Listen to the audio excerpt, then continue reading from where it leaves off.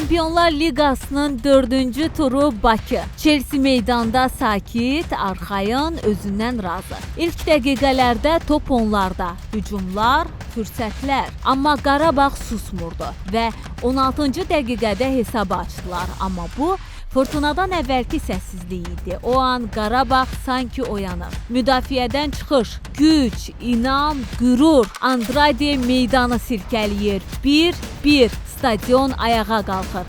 Bakı nəfəsini belə tutmur. Chelsea çaşqın, Qarabağsa amansız idi. Cəmi bir neçə dəqiqə sonra penalti. Yankovic topun arxasına keçir və tarixi an 2-1. İngilislər yalnız bundan sonra dərk etdilər ki, bu komanda təkcə futbol oynamır. Bu komanda xalqın ruhudur. Bütün ikinci hissəni canla başla oynadılar. Çətinliklə bərabərlik qolunu tapdılar. Amma artıq hamı bilirdi.